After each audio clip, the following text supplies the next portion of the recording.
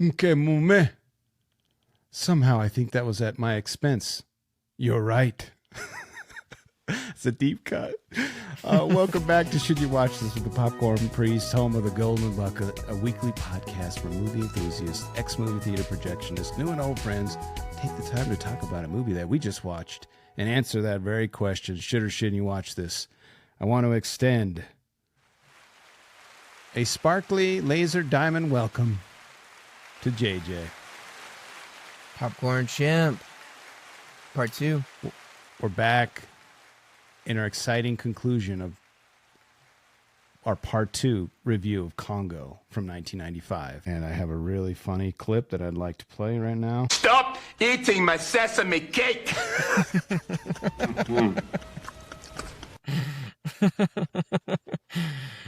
Oh, man. We've got satellites from the Congo. What was that? Its treasures have never been found. Its mysteries never revealed. People dead or gray gorilla. No such thing as a gray gorilla. Because there are still places on Earth that man may never survive. We are watching you. From the best-selling author of Jurassic Park, Congo, rated PG-13. Starts Friday, June 9th at theaters everywhere. What a cool release, June 9th, summertime. Yeah, summertime, blockbuster, Congo. Love it. You ready for popcorn trivia? Let's get into it. All right. Stop eating my sesame cake! That's the wrong one. Okay. Tim Curry, I love his Romanian accent in this. Let me tell you something, Pandeo. All right. I only have a couple of trivia. You already mentioned one last week, and I love that this is a thing, that Ernie Hudson said that this was his personal favorite character that he's played over his career. Yeah, over Winston, which is crazy. Iconic role in Ghostbusters. I think he's a little salty about Ghostbusters. Yeah, you need more screen time. Yeah, I think he felt a little excluded. But I heard that Eddie Murphy was supposed to be playing his part, which I actually think that would be a bad decision. I think Ernie Hudson did what he was supposed to do. He come in late. He's like the everyman. He's us. He's like experiencing this as an audience. And he's like, yeah, this stuff is crazy. I've seen things that'll turn you white. You know, that's a famous line. So. Yeah, I love him there. I love him in this, though. Captain Monroe Kelly, tough as nails. His charisma's off the charts in this. Correct. Did you know who was supposed to direct the film in the 1980s? Give it to me. Brian De Palma.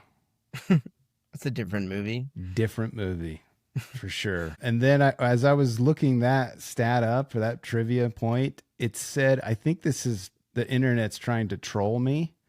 Because it says Carol Kane was considered for the Amy the Gorilla role. Like, what is she gonna play? Like, just put in the suit. No, like I think they're saying she could have been a gorilla. She's the lady. Maybe she's voicing it, like the Amy. Maybe she's voicing that. Oh, okay. I thought they were trying to be mean to Carol Kane. She's the lady in Princess Bride. She's the old. Miracle Max's wife. That's the lady. So I don't know. I think it's the voice. Okay. All right. Sorry, Carol. Contrary to popular belief, the lava effects were not CGI. And I'm not telling you this to, I just really want you guys to go watch this 25-minute documentary about Congo. They show how they do the lava. Blew my mind. It's so realistic because they actually figured out how to make fake lava, and they scaled it down to a certain percentage, and then they matted it into the real area. It's unbelievably cool, and that's why it looks so good, and it's not CGI. Love it. Once again, like, I love that they really took their time with this stuff, the animatronics and now the lava. Correct. Yeah, it's really beautiful what they did, and I just love it. And I think it's right there. It's still, I mean, we had the groundbreaking special effects of Jurassic Park 2 years earlier, but they're still in this phase where we might have to do things analog. And I just think that when you are in a framework, like I can only do this much, it creates better creativity, I think, in my opinion. Yeah. And whenever they can do it the real, we've said multiple times, looks way better than any digital CGI could do. Correct. I have two more. Executive producer and director Frank Marshall originally intended to use the computer work pioneered on Jurassic Park for the gorillas, but opted for models as the computers weren't capable of reproducing the hair. And I think this would have been even worse. Well, not worse. I shouldn't say even worse. It's a great movie. I want everyone to understand that from me. But yeah, it wouldn't have been as good. Yeah, agreed. My last trivia. This is only for me and JJ, so everyone else can just, go to the bathroom or do something else. But you're going to love this. Some of the firearms used by the Uganda troops include weapons from World War II Germany. In the Uganda hospital, a guard is using an MP40 submachine gun while interrogating the prisoners. When the truck is stopped at a checkpoint, one soldier has an MG34. Later, Peter uses a Luger 9mm. This isn't far-fetched to find these weapons in that part of the world. During the Cold War, the Soviet Union supplied Uganda and many other African nations with outdated or surplus material in order to spread communism, including weapons seized from Germany. They also supplied Uganda with tanks and aircraft. Oh, man. Those are some Call of Duty weapons we play with for sure. Yeah. There's a poster right here on my wall. World War II Call of Duty. Goated World War II game. So I love, once again, like, not only are they using the weapons, but the airplane too. Like, man, I had no idea this stuff was like the real things. It's accurate, everybody. Yeah. Congo. Do you have any trivia before we get into beefs, puzzles, and redemption? No, those are all good points. I just thought, have you heard of Coco the gorilla? Mm-hmm. Yeah. So I was wondering if they've ever had animal actually use sign language before, and it's been done with gorillas. Yeah, Coco. Coco. She can sign over 1,000 different signs. It's unbelievable. Yeah. I just feel like we need to get more into this. Like, how come we haven't developed this in 30 years since Congo of these talking gorillas? She with needs the robotic to get, arms. Yeah, give her a Nintendo Power Glove and get her speaking. Get Coco telling us what's going on. We're at the 10-year anniversary of Harambe, and if Harambe had one of those arms, Harambe might still be here today. I think he'd be using a lot of profanity and hate speech because he'd be angry at what is being done to him. No, but like if you gave him a glove when the incident happened, he's like, "Oh, like everything fine." Yeah, everything fine. Don't kill me. Yeah, I'm just trying to help. But we took him out, and man, I just feel like we had the technology where we could have prevented that. Always remember Harambe. Yeah, 10-year mark, man. Anyway, those are just all my trivia points, and kind of like some side beats of why we don't do this more with animals, sign language. Yeah, where are we at with that? Let's get talking animals. I want to know what our dogs are saying. I want to know what animals are saying. It'd be great. It'd probably be just a lot of like, I'm hungry. I want to have relations. I'm hungry. I want to have It's probably just that all the time. But yeah. All right, let's get into beefs. Oh, dude, that's all they're thinking about, man. All right, beefs. Where's the beef? Hey, where's the beef? Bruce Campbell auditioned for the role of Dr. Peter Elliott. He was given the small part of Charles Travis instead. What do you think? Am I wrong in beefing that he should have been in the film more? Or do you like that he had just a small cameo? No. I need more scenes with him for sure. It's Bruce Campbell. It's Bruce Campbell. Oh, man. He's on screen for so few in this. Like, yeah. I wonder if there were some scenes that got cut that we don't know about, but... Yeah, maybe an interchange with his a-hole dad. Could be. Yeah, give me more Bruce. I only have one more beef. In the novel, the white gorillas were a crossbreed of gorillas, chimpanzees, and human DNA to explain their aggressive nature. While the film carries on with their characteristics, the DNA aspect is never mentioned. And that's why I recommended in part 1 of our review that you read the book, because it's a really good book. Yeah, that's explains kind of why they're all beaten up with the lesions and stuff on them. Yeah, and they said in my research that they're kind of on the tail end of because they're mutated, right? They're crossbred, so that's why some of them had like some of their fingers were starting to like kind of stick together, and their faces are all jacked up and with like you said, lesions and skin stuff.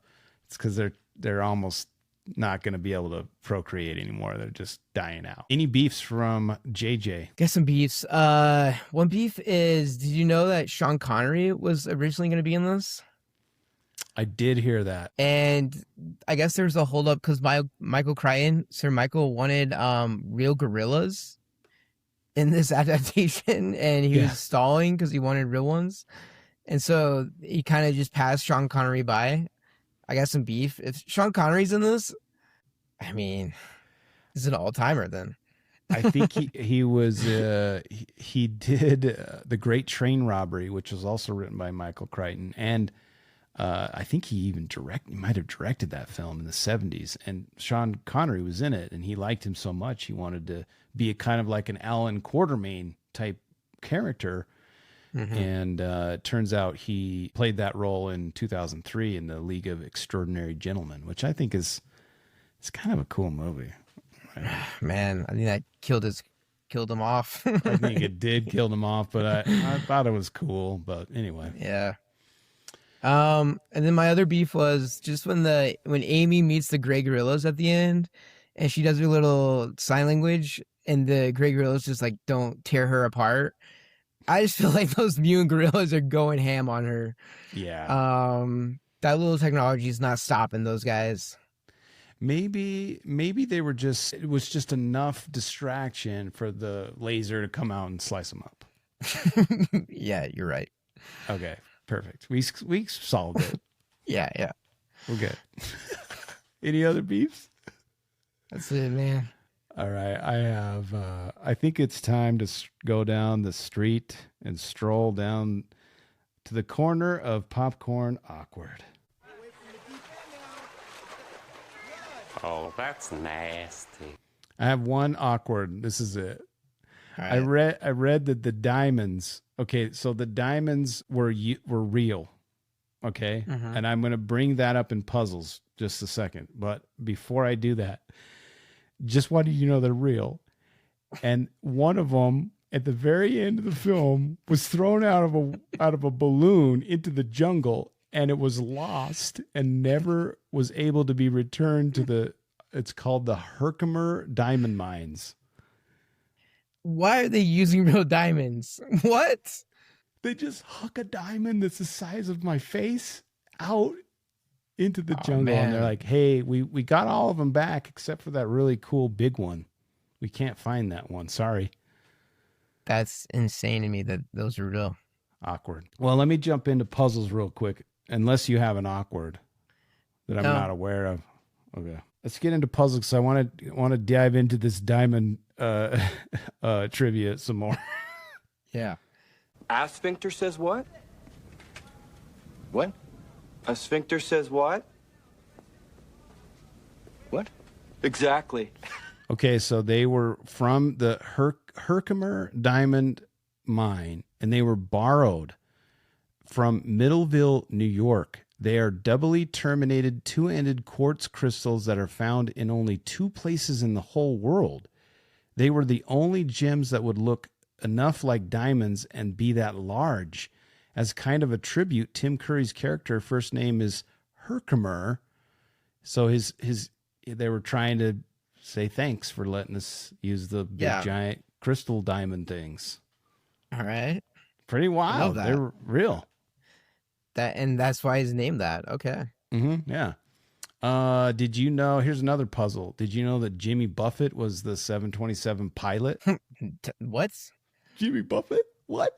He used a pilot in this? He was a pilot, Jimmy Buffett. I don't know any more about it. It was just so puzzling to me. I have to rewatch this again. The volcano in the film is Volcan Arenal, an active volcano in Costa Rica. Mm-hmm. Some shots were filmed at the volcano Irazu and also an inactive volcano. So they filmed at 2 different volcano spots. And one of them was active, which is crazy. I saw like a behind the scenes like interview with some of the actors, and they were like, the volcano was going off. They're like, yeah, we're shooting with an active volcano right now. Yeah, Ubugwe. That guy, he's getting interviewed, and there's a giant thunderous explosion, and he goes, "That's the volcano right now." And he's like, "Are we safe?" He's like, "I don't even know if we should be here right now." Oh man, Congo pushing the limits. Yeah. Here's another one. This is a quote from Stan Winston, and this is puzzling to me. He says, "We took a lot of artistic license with Amy that in hindsight we shouldn't have taken," he says. "Part of that artistic license was putting a lowland gorilla face on what was supposed to be a mountain gorilla, just to make her more appealing. She was cuter, but we paid a price for it because there was a sense of reality that was lost in the character." Listen, Stan, don't. We're fine with what you made. We don't need you to talk your work down. You did a good job. Stop. Yeah, don't believe those haters online. Yeah, bro. We appreciate it. We appreciated it. And I don't know the difference either, Stan. So like, what? Okay, my last puzzle. In addition to writing and filmmaking, Michael Crichton knew how to code. Having taught himself basic code, he began developing a graphic adventure game based on Congo for the Apple II in the early 1980s. Development took 18 months. This guy's coding video games? In the 80s. So a software company agreed to publish the game via its brand name Tellurium. However, Crichton didn't realize that he had already sold off the adaptation rights for Congo to 20th Century Fox. So elements of the game were changed, and it was retitled and released as Amazon from 1984. It was available on several home computers, including the Apple II, Atari ST, and Commodore 64. Crichton was disappointed with the game due to the technical limitations of the time, but it became Tellurium's most successful title, selling 100,000 copies. Whoa. Crichton, video game guy. Who would have known? Puzzling. I guess we solved the puzzle, but I didn't know he was a freaking I've never even heard of the developer. Tellurium. Have you? No, 0%. Yeah, but that's cool. That's all the puzzles I've got. Really good puzzles. I think we solved a couple. I got some puzzles too. As you mentioned with the diamond being thrown out of a hot air balloon, my puzzle wasn't about the diamond. My puzzle was, where did that hot air balloon come from at the end? They just had this hot air balloon in the middle of the jungle? Yeah, dude. No, I can solve this one for you. It was part of that airplane crash of the other expedition. It was in their gear. She found it in there.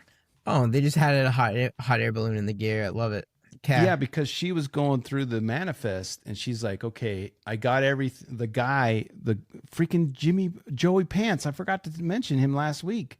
Yeah. Joey Pantoliano. He's in this film also. That guy said, "I got everything but the hot air balloon," and she's like, "Oh, dang, that's fine." But then they found it in the other expedition's gear because they shipped one with them. All right. Thanks to Joey Pants. That one's solved. There's some pretty remarkable thing that Amy does in this movie. She reads a book with 3D glasses on. She served a martini in a private jet we haven't talked about yet. Amy want Green Drop drink. She smokes a cigar, which I think is crazy. But also she skydives tandemly. Is that possible? Could you skydive with a gorilla? Is my puzzle. I think. Well, they drugged her with the banana. They put a pill in that banana, so she's out. As long as she's strapped in, I think we're fine. I think it's too heavy. I think that gorilla weighs 500 pounds. I don't think you can tandem with that. That's a puzzle. Also, what kind of pill are they putting in that would knock out a 500-pound gorilla in a banana? I think it's got to be potent too. Hey, listen. This gorilla has also plays Doom on the computer, and she's speaking, and there's lasers. So we gotta. It's everything. Yeah. Yeah. My other puzzle was, so she also paints in this. Mm-hmm. How much would you pay for an Amy painting? Well, okay, so we know that Amy doesn't exist, But if I could get a painting from the film, I would pay $55. But it has to be the eye one. I want the eye one. Only the eye one. Got to get the eye. That's going to be a premium price, though. I think the eye is, but yeah, I don't want to go above bidding $55. All right, I think you need to up your Amy picture budget. But got me curious. What do you think the most expensive painting from a animal has ever gone? It's probably from Coco. It's not from Coco. It's from a pig, and this pig was named Picasso. Picasso. Oh, that's clever. And it's sold for $27,000. Stop it. Picasso. Stop. $27K. $27K? Who's buying that? The owner? It's Picasso. He's got a fan base. Oh, get out of here. I would pay premium dollar for an Amy picture. Listen, I got to save my money for all the Vinegar Syndrome releases of Dirty Work in Congo, okay? Yeah, I hear you. Right. Those are just some of the puzzles I had. Those are valid and also welcome. So thank you. Do you want to get into Popcorn Redemption? Oh, let's do it. All right, Popcorn Redemption. I have exorcised the demons. I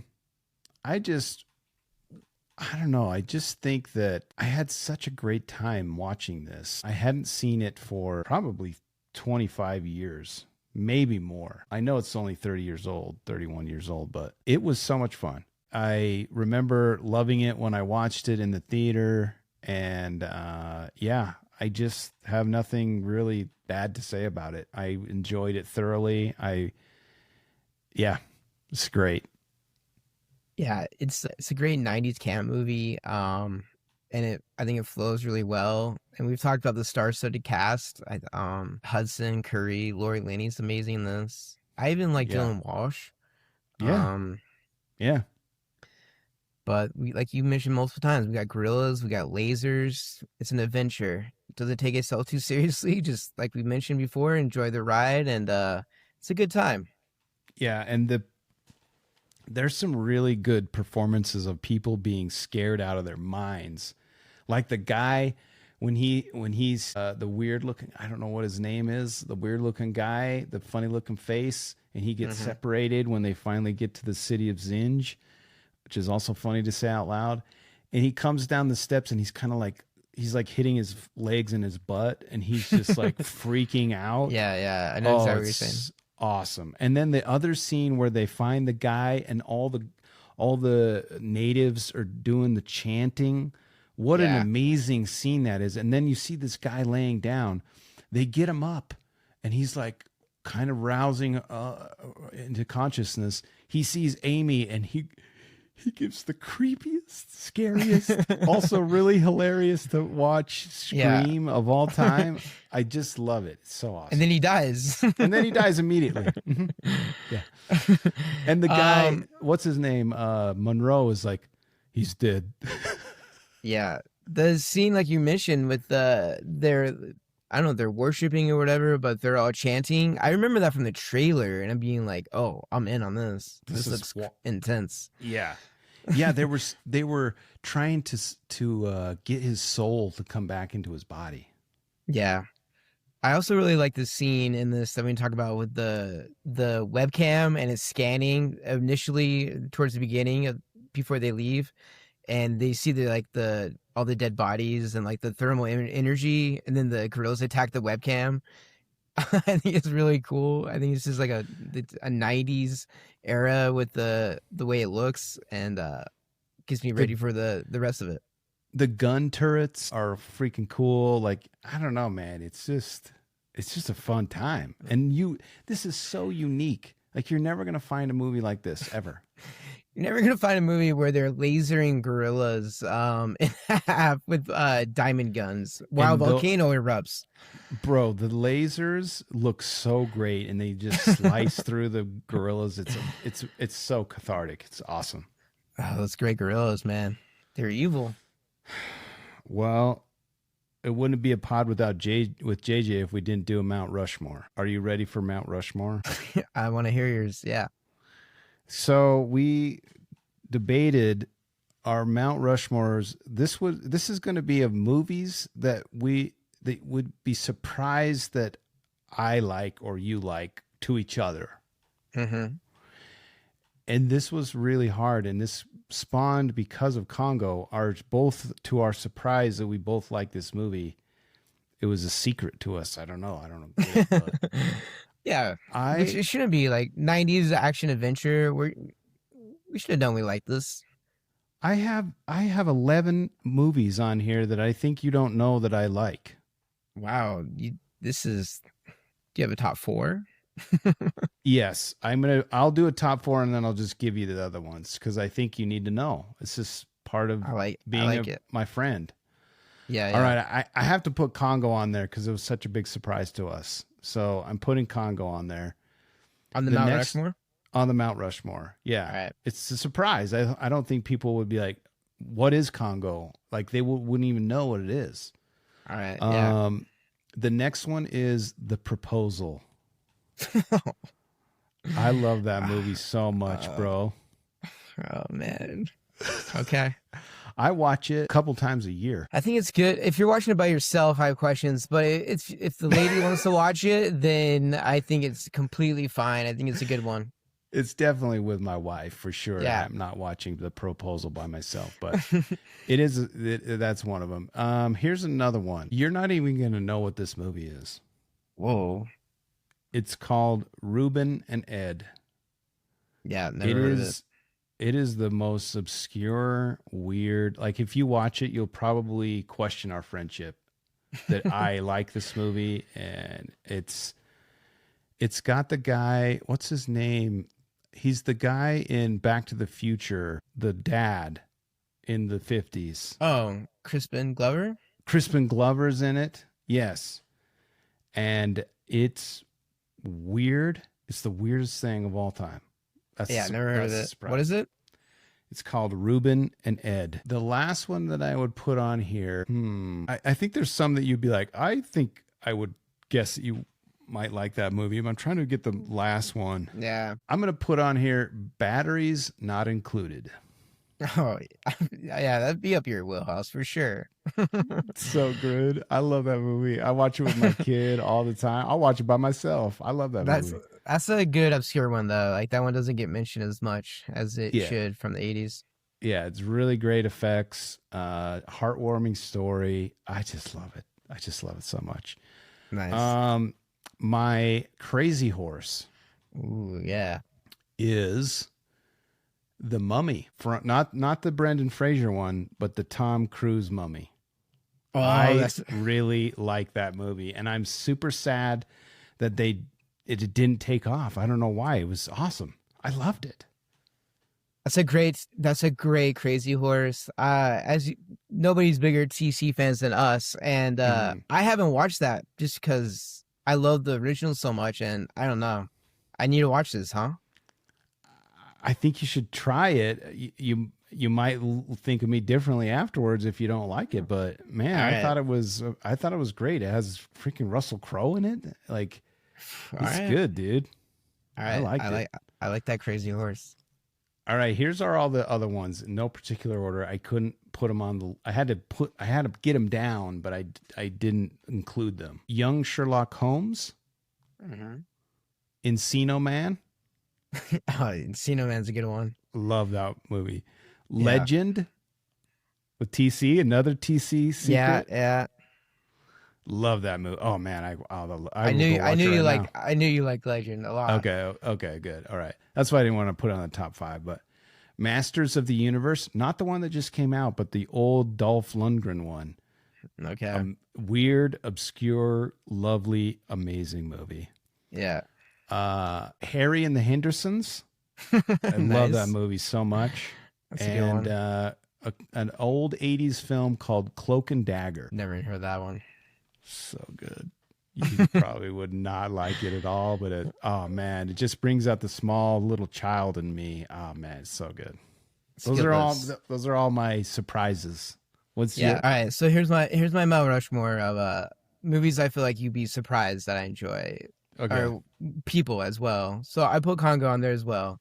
Thank you. Just based on like the ratings of this is so low. This is the lowest movie we've ever done. So the fact that we really thoroughly enjoy that, gotta put it on there. Gotta put it on. Greatest Showman is on my Mount Rushmore. That surprises me, but it's also amazing. I love that movie too. Amazing movie. I shouldn't like it. I listened to that soundtrack. My niece and nephew got me in that movie when it first came out, and they're like, "You gotta watch this, Uncle." And I was like, "I don't know." And I think it's an amazing movie. Hugh Jackman crushes that movie. Unbelievable, talented individual. It's amazing. That's great. I like that one. Also, my Mount Rushmore is a movie called The Beach with DiCaprio. I've heard you mention it like once. Yeah. Do I need to watch The Beach? I don't know. It's if you like it, it's like 2000 DiCaprio. Like I went to Thailand and some other countries in Southeast Asia, and it's kind of about travel and some spots there too. So, and I went there around that time, so kind of holds some nostalgic points for me. All right. And then also on the list is a movie called Boiler Room with Vin Diesel. You ever seen this or heard of this? I've heard of it, and only because what's his name brought it up in the Fast and the Furious pod on the Rewatchables. Bill Simmons, he brings it up quite a bit. Oh, Boiler Room. Love Boiler Room. It's with Vin Diesel, Ben Affleck's in it, Giovanni Ribisi. It's like a better version of Wall Street, I feel like. All right. Fair enough. And then my Crazy Horse is a movie starring the one and only Sinbad, and it's called House Guest. No. Have you ever seen House Guest? No, I have not. I don't want to either. Oh, man. It's so good. It's with Sinbad, obviously, and Phil Hartman's in it. Oh, maybe I would like this. I think you like it. And somehow, like, Sinbad's their house guest, and he's pretending to be somebody, a dentist that he's not. It's like a 1994 comedy. I love it. It's a comfort movie for me. Sinbad? It's a puzzle. What happened to you, Sinbad? Where are you? Yeah, that was my Mount Rushmore, but I had some honorable mentions as well. Happy to hear them. There's this movie called Vertical Limit. Never Have you heard of that movie?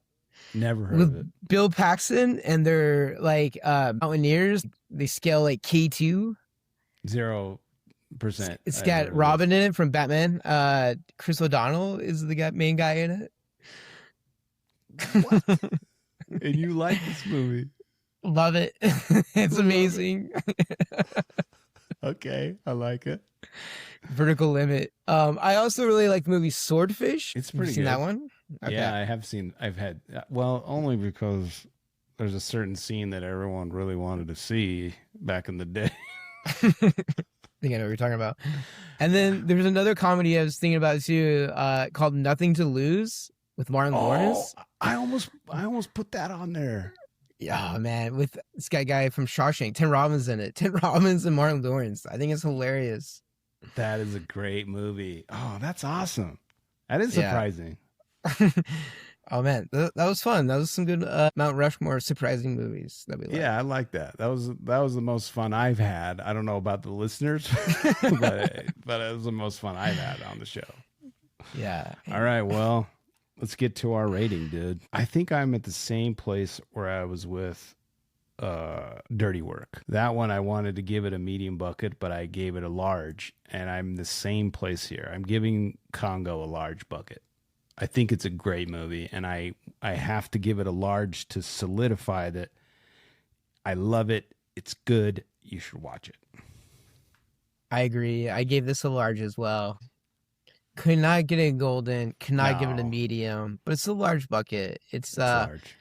Like, we don't need to watch Congo every year. It's you can space it out and come back to it. But I think after doing this, like, I come away even more appreciating of it, with the way you were talking about with the World War II memorabilia and the real diamonds and the animatronics and the lava. Yeah, the budget and the locations and just the shots of them. Like, how cool was it in the DC-3 plane, this famous plane that we didn't know about? They're flying this plane in Costa Rica or wherever they're at, and they're shooting heat-seeking missiles that they can't fake that. And then they shoot the freaking flare guns out. It's so awesome how they like trick out the heat-seeking bazooka shots, missiles. Oh man, it's just a fun movie, dude. Yeah, and it's all surrounded a gorilla that can talk. Yeah. I mean, come on. I mean, yeah, then there's a gorilla that can talk. Oh man. Well, I'm glad we did this. Congo. Yeah. Large bucket. Yeah. Any parting JJ, like, thoughts? no, this was good. I'm so glad we revisited this. It was a lot of fun. Thanks for, like I said, I think those trivia bits were good. Makes me appreciate this masterpiece even more. I invite you to go find that 25-minute documentary. It's beautiful, and you'll appreciate it because of us, because of our love for this film. Yeah. Well, that's it for this week, but I'm with you always. Thanks and many thanks for listening. You and the movies are why I do this. Thanks to my special guest, JJ, who I'm glad we had this weird epiphany of this movie because I had a great time, and that's what movies are about. It's having a good time and forgetting your troubles for an hour and a half or 2 hours. So, yeah. Thank you. Thanks for having me. We've talked about this multiple times. There's some other movies coming down the pike. Maybe Minority Report, maybe some Tarantino films, maybe Point Break. There's some other things coming down the pike. So if there's anything you think we should watch, let us know. And always remember, when you watch movies, you can pop in, pop out, or pop off. But when you do, always bring the popcorn. We'll see you guys next time.